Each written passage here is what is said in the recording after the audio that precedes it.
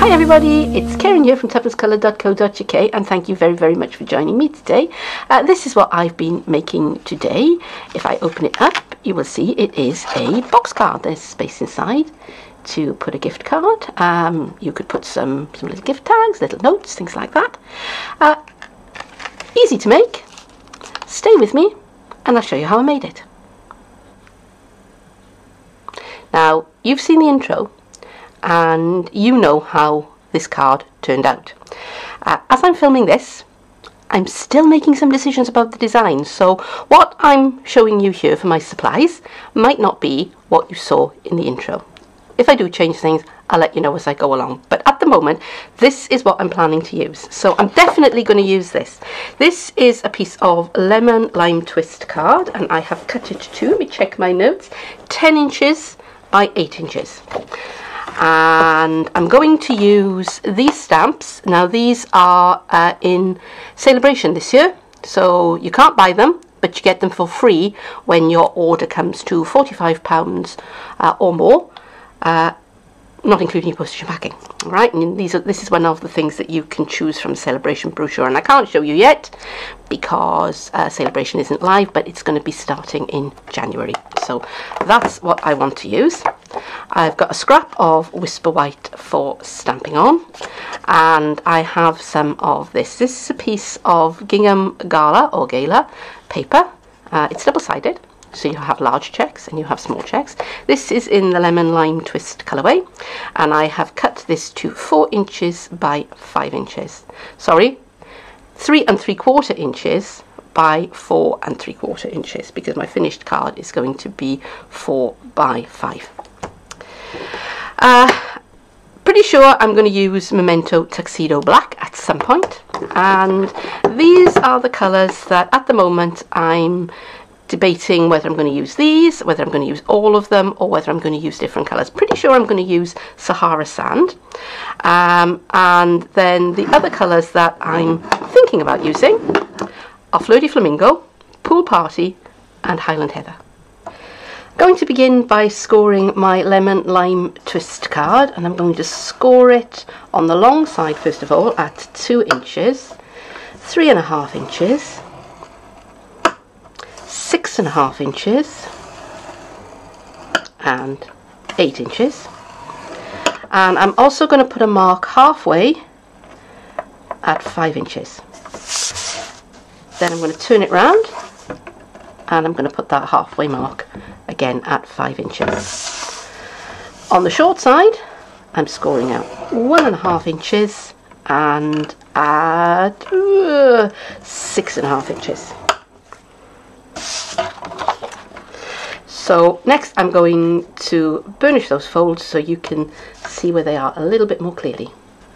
So I'm going to fold, first of all, a mountain fold, then a valley fold, then another valley fold, and finally another mountain fold, so that I have that sort of shape.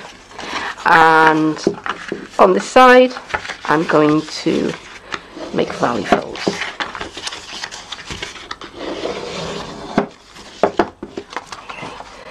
So the next thing I want to do is to get rid of these 4 corners here.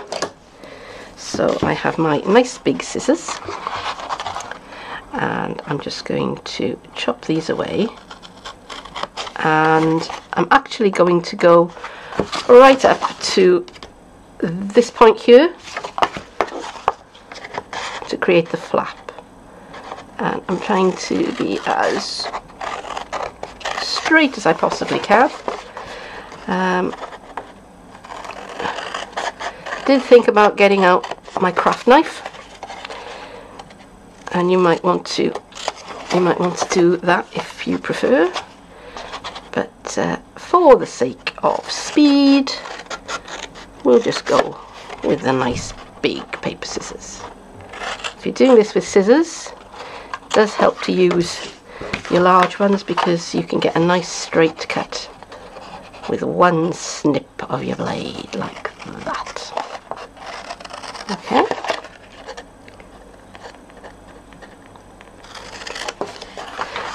I'm just going to take away, whoops, come back, just a little sliver along this inside edge here. And you can cut a bit on these top edges as well if you like, but it's not necessary because doing this will just give you as much room as you're going to need. Just go chop, chop, chop, chop, chop, chop, chop. So one more thing before I start sticking it all together. I want to make some score lines between this corner and that point we made when we were scoring that halfway along mark, yeah? So I've got a silicone mat underneath. If you haven't got one of those, then padded newspaper, something like that would be perfect. And I'm just going to score between them.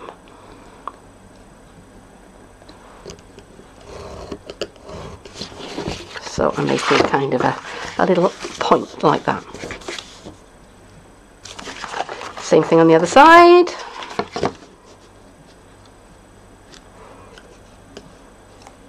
Which end am I using? I guess I want the thin end.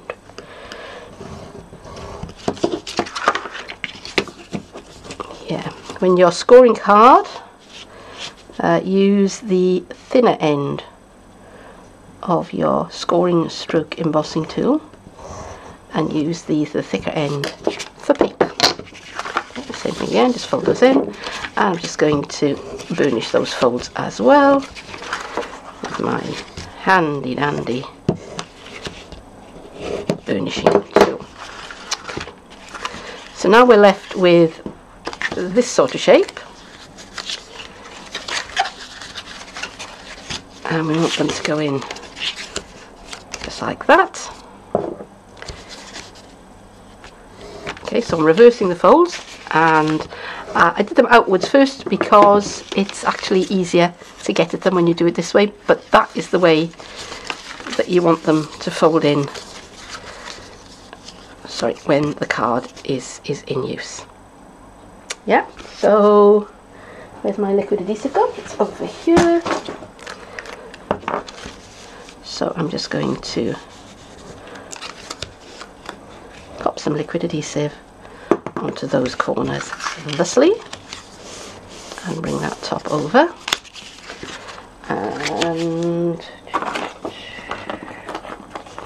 got some little paper clips here. Sorry, well, they're mini clothes pegs really, but paper clips will do just fine. Just so happens that these are what I've got handy, not paper clips.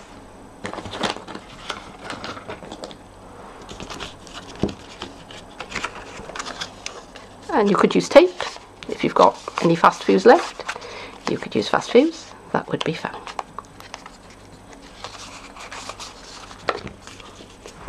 So we're going to give that a couple of seconds to dry while we work on the front panel. I'm going to use my gingham gala paper with the small checks up. So on what is going to be the back, I've marked two little arrows on either side. That's so that I can keep my two pieces of paper oriented in the same direction. Now it's 3 3/4 of an inch wide, so that means that to cut it in half, it needs to be 1 1/2 and 1, 2, 3 more eighths, which is 1 7/8. So I'm going to use my paper trimmer and I'm going to slice my paper in half. Put that out of the way.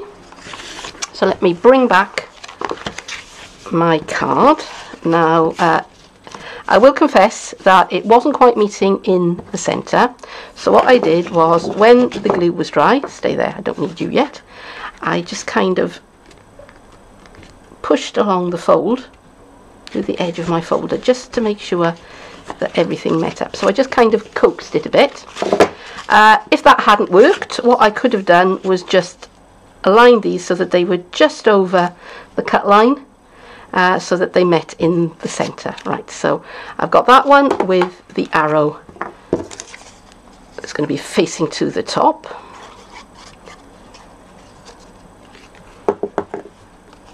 And I'm just going to stick that onto the front of the card.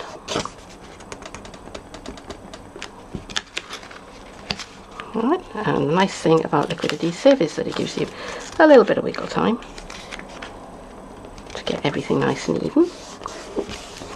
Okay, and here's my other piece, and I want to make sure that the arrow is pointing to the top, because if I did it like that, oh, actually the squares do line up, but they might not have. So yeah. But that was the idea. That was what was in my mind when I put those arrows at the top there. So yeah, arrow at the top. It could have been arrow at the bottom. Wouldn't have mattered.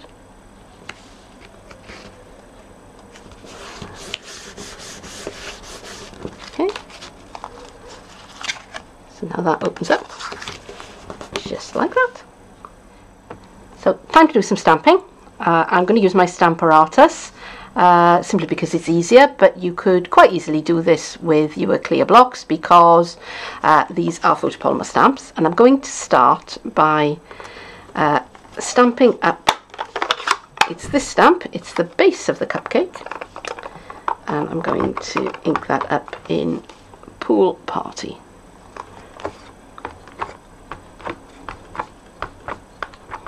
Okay, so I think that's a nice coverage. Press down. Now, because this is a photopolymer stamp, I'm using the sponge mat with my Stamparatus. And how's that come up? Not too bad, but this little bit here could possibly do with a little bit more ink. So let's go back and give it a push. Okay, that's better. Happy with that. So the next bit is move that one over there. So the next bit is this piece, which is sort of like the bit of cake that you can see between the icing and the paper case. So I'm going to line that up where I want it with my cake, and I'm just going to move this magnet because it's just kind of getting in my way a little bit, but where it is there. And for this, I'm going to use Sahara sand.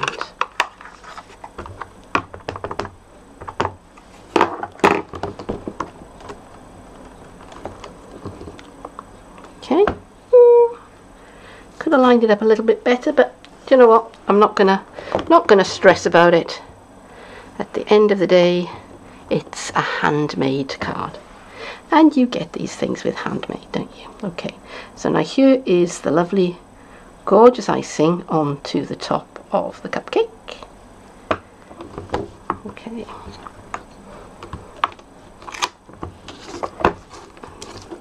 Make sure that stays in place. And I'm going to have Flirty Flamingo on this one, I think.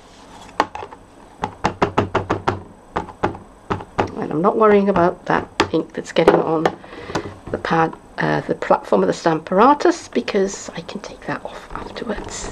Okay, there we go. Oh, now you see that hasn't stamped terribly well, and that might have been a disaster, darling, but it's not, because we're using the Stamparatus, and we can just go back and do it again.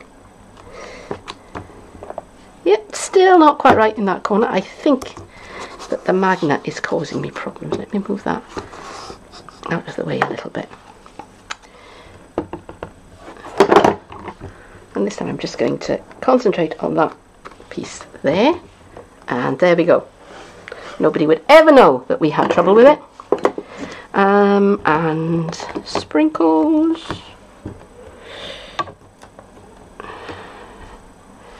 So just going to pop them where I want them. Which way round? That way around. Yeah. Sprinkles will cover a multitude of sins. Pick them up. Highland Heather for this one, I think.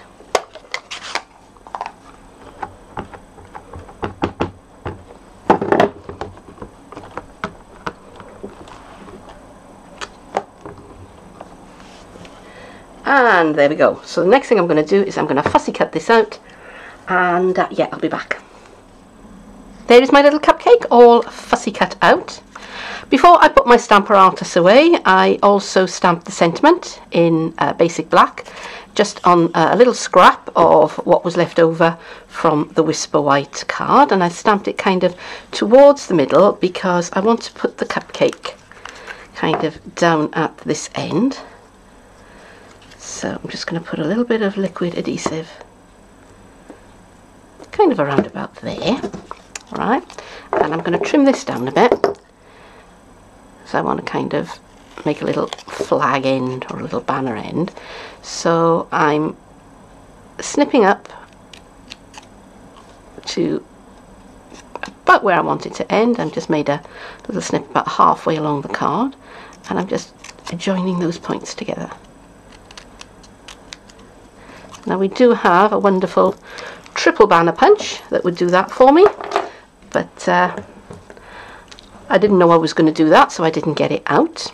But I did get out my scalloped circle punch, not scalloped circle, starburst punch. And I punched out a little scrap of the lemon lime twist, because I decided that just putting that on the front of the card like that was, it was kind of, you know, it was a little bit dead. And I've just seen that that is a little bit too far along, so I'm just going to move this slightly along this way, bring those closer, and yeah, nobody will see that bit that went a bit peaked on there, so it's going to be kind of like that. And I thought that was just, it was just a little bit bare. I wanted just a little bit something extra on it, so I got one of the pearlized doilies, but I want to use it with the Whisper White side up, not the pearlized side. And I'm just going to apply a little bit of my liquid adhesive along there, and again that was just a little bit, you know, kind of hanging there. So I got my my starburst punch and my lemon lime twist card, and I'm just popping that behind it. Do you know what, it could have been a circle. It doesn't have to be the starburst. That was the one I just put my hand on first of all. Right, so we are nearly done. Now the thing about this kind of card, let me wipe that off of there. The thing about this kind of card is that they do that.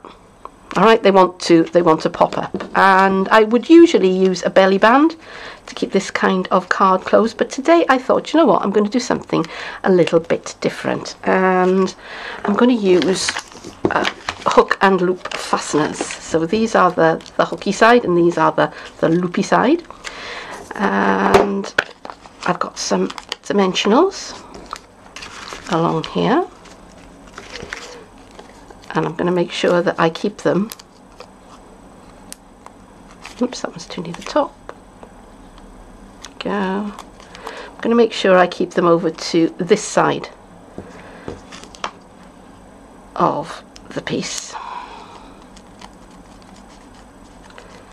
kind of, that's my halfway mark. Make sure I haven't got anything going where I don't need it to. I think that one's a little bit far forward, so I should take that one off and pop it back over here. Okay. All right.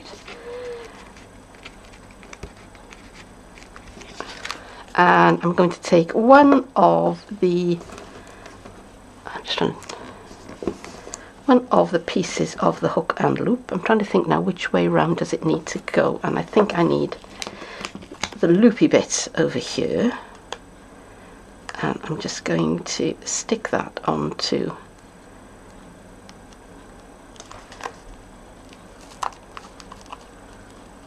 my lemon lime twist card. Alright, so now I'm going to take the backing off the dimensionals.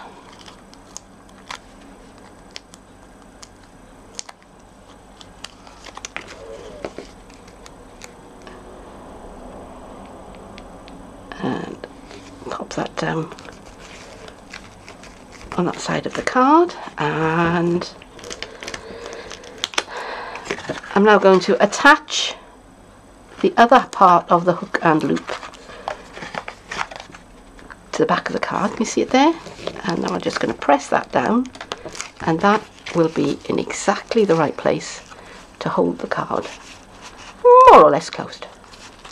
So there it is. That is my finished card. If I open it up, there I've put a little gift card inside. I've just stuck it down with a dimensional, and I've got plenty of room in there to add a little note to the person that I'm going to be giving this to. I did have to go back and add in some extra hook and loop behind my embellishment there, and if I'm absolutely honest with you, I think I probably would have done better to put a belly band around this. So it's up to you. If you want to have a go at doing it this way, then feel free. If you're giving this to somebody who there are no children around, you could close this up with magnets. Wouldn't use magnets if I'm giving a gift card, because quite a lot of them these days have to be swiped. So I don't know whether that would necessarily be a good idea. But you know what? It's up to you, and if nothing else, if you've learned from my mistakes, then I'm going to count this as success. But I had a lot of fun making this card, and I hope you enjoyed watching the video, and if so, then don't forget to click that like button, and why not subscribe to my channel and come back and see what I'm going to be up to very soon. But for now, thank you very much for joining me, and I'd love to see you here again sometime soon. Bye bye.